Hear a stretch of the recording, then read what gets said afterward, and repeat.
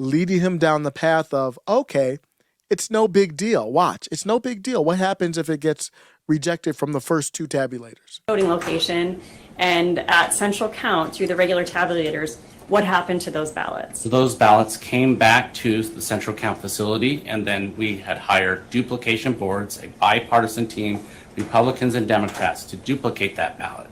So they first affix a marrying number to that ballot. So that would then be able to identify that ballot back to then the ballot that gets duplicated. So I want clarification of this process, because he's like, you've got bipartisan people there. There's no possible way with all the different, things, the measures, issues, people running for office on the ballot, who's checking? Maybe there's a process. I'm asking the question honestly. You say that there's this bipartisan group here when the ballot is duplicated, and guess what that does?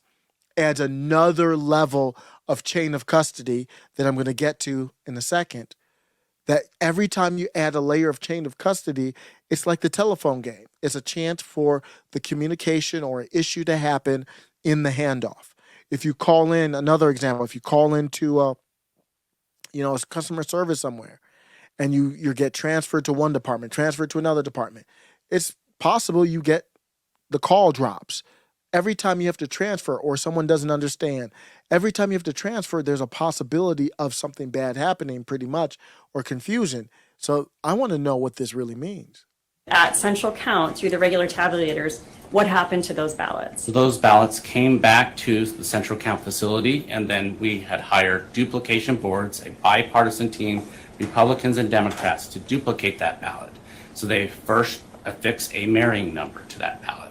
So that would then be able to identify that ballot back to then the ballot that gets duplicated on site. We're going to talk about that duplication process and how you're supposed to handle that in a little bit.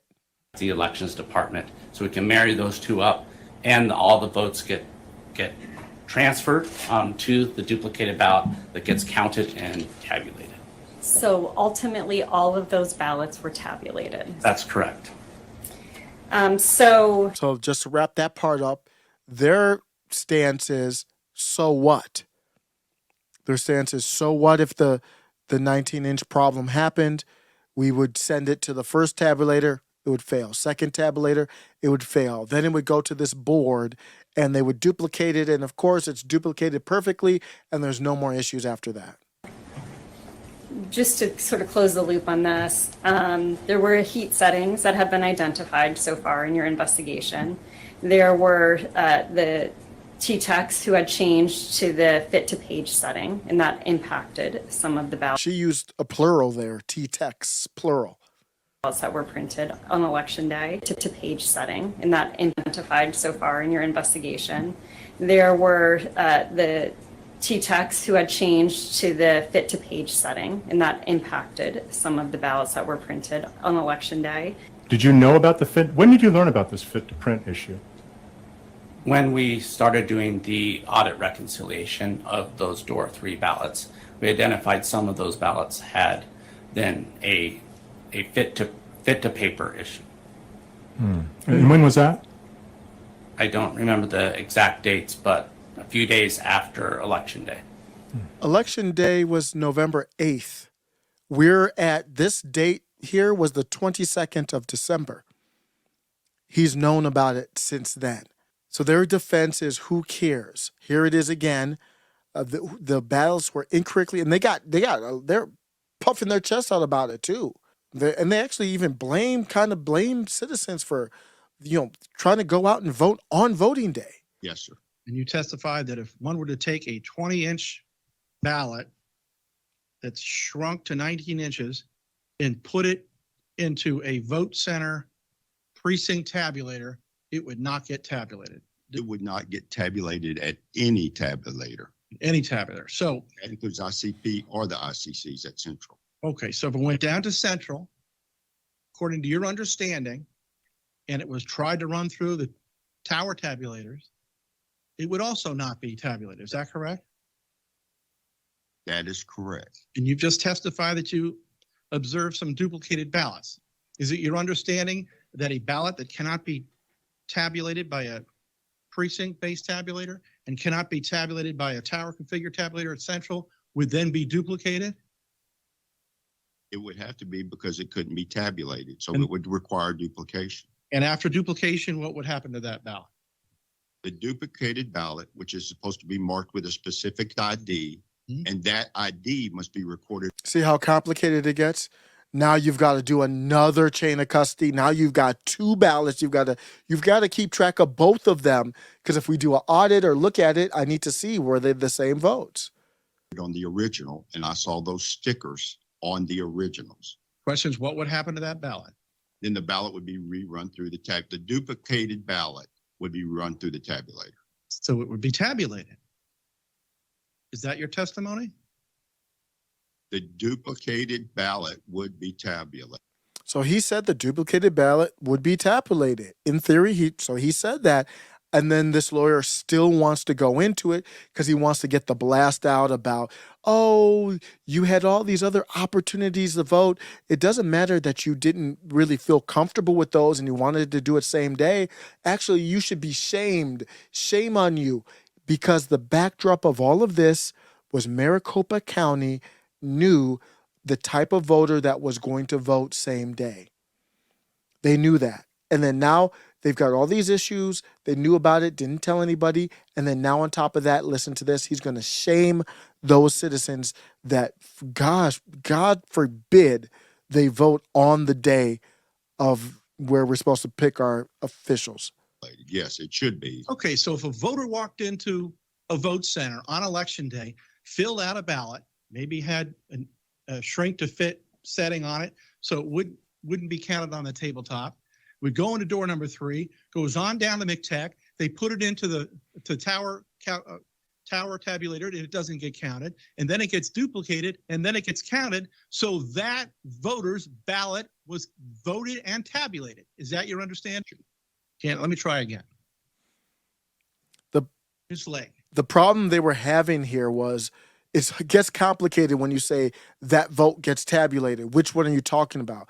You have to always say the original or the copy of the original, and they got kind of confused on that. Right here in this room, bona fide candidate for governor of the Grand Canyon State. Hundreds of thousands of voters would love to have had her as the next governor. One of them chooses not to vote in the 26 days of early voting. Wow. Or mail-in voting.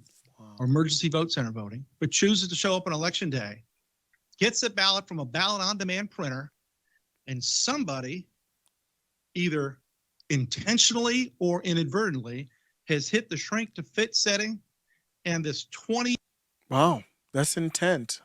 inch ballot paper comes out 19 inches. This voter fills it out. Carrie Lake, want her to be the next governor, throws it into the precinct tabulator. It comes out, goes into door number 3, goes down to McTech. The much more sensitive tabulators, according to you, it would not count it. It would then go to duplication. It would be duplicated. Then it would be tabulated.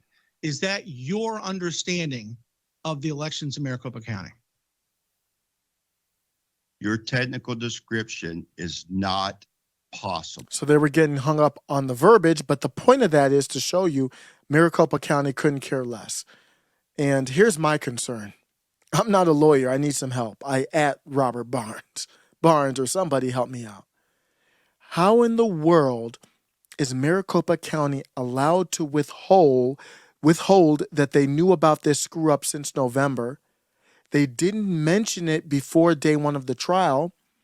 Then they said that the ballots would have been tabulated anyways, but inspecting those ballots to make sure that they would have been tabulated was outside of the scope of the inspection. Do you see the problem? And this dude here is Clay, the one that you just saw testifying. He's Clay, and they knew about this problem before the inspection. Huh? Do you see the problem? Scott Jarrett, Maricopa County, and Katie Hobbs knew about the screw up way before Clay Parrick did his audit or inspection. It wasn't really an audit. They withheld this information. I don't know the law, but to a layperson like me, that is intent. So if you're wondering, so Carrie Lake has to prove, they have to prove something happened, then they have to prove intent, believe it or not. You say somebody accidentally wiped out half the ballots in the election. The way that the law, or however the judge is interpreting it, they would say you would have to have intent or it doesn't matter, believe it or not. So you have to prove something happened, you have to have intent, then you have to prove what happened had enough of an impact. That's why they probably spent 2 hours, the defense, grilling Richard Barris, who's great, but to me, he's a pollster. They spent way too much time, both sides, on him, because I don't think he can prove the ballot. You had the custody issue, then you've got this to prove like this. Carrie Lake only lost by 17,000 ballots. But going on here, they didn't tell anybody because they were afraid of Carrie Lake knowing. Carrie Lake is a boss, so Carrie Lake would have told her challenge team of lawyers, we're drilling in on this. We're not doing any inspection on just random ballots.